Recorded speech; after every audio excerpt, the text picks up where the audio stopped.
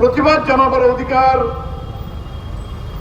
এই সমস্ত অধিকারকে মালিকদের কাছে শপথ দিয়ে 4টি শ্রম কোড বিল জোর করে পার্লামেন্টে পাস করিয়েছে।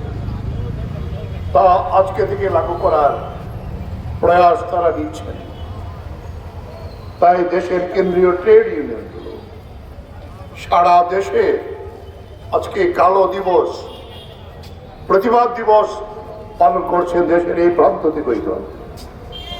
আমরা আজকে আমাদের রাজধানী আগরতলায় শ্রমিক সংগঠনগুলো এবং সংযুক্ত মোর্চার অধীনে যে কৃষক সংগঠনগুলো, ক্ষেতমজুর সংগঠনগুলো, এই মিছিলে আমরাও সামিল হয়েছি।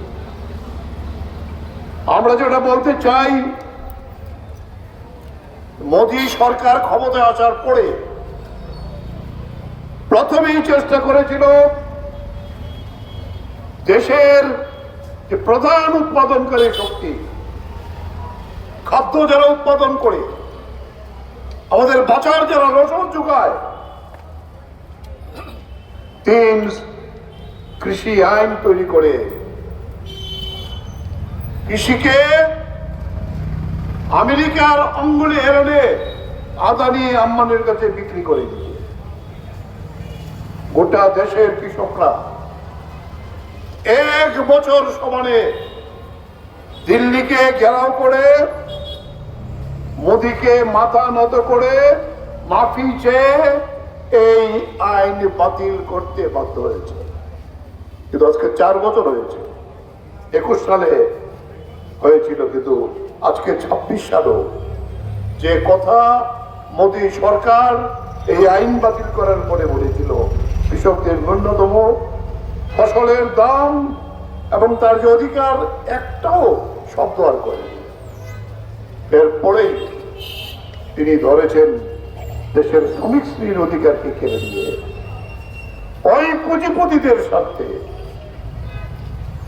8 ঘন্টার কাজ যেখানে আন্তর্জাতিকভাবে স্বীকৃত, এটাকে 12 ঘন্টার কাজ। কোন ইউনিয়ন করা যাবে না, প্রতিবাদ করা যাবে না, ধর্মঘট করা যাবে না। এই শ্রম কোড করে দুইটি যে আমাদের দেশের প্রধান উৎপাদনকারী শক্তি, শ্রমিকরা কলে কারখানায় কাজ করে মানুষের জন্য তার স্বস্তি দেয়, আর কৃষকরা মাঠে ময়দানে কাজ করে আমাদের অন্ন যোগায়। এই দুটি উৎপাদনকারী শক্তির অধিকার কেড়ে নেওয়ার জন্যই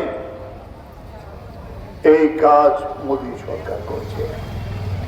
কিন্তু আমরা হুঁশিয়ারি দিতে চাই, ওই 3 কৃষি আইন বাতিল করার পরে কিন্তু নরেন্দ্র মোদী বলেছিল নির্বাচনে 400 পার। কৃষকরা যে প্রতিবাদ করেছিল 240 পার করা যায়নি। তাই এখন চুরি করে, ভোট চুরি করে, জালিয়াতি করে নির্বাচন কমিশনকে পুতুল বানিয়ে 4টি বিধানসভার নির্বাচনে জয়লাভ করেছে এবং এটাই এখন ফর্মুলা হয়েছে। আমরা এটাই বলতে চাই, নরেন্দ্র মোদীকে, বিজেপিকে যতই জারিজুরি করা হোক না কেন, গোটা দেশের মানুষ বিজেপি এবং নরেন্দ্র মোদীর দলে পতনের জন্য গোটা দেশে তৈরি হচ্ছে। তাই এর মধ্য দিয়েই আমরা আমাদের শ্রমিকদের এবং কৃষকদের অধিকার আমরা রক্ষা করব।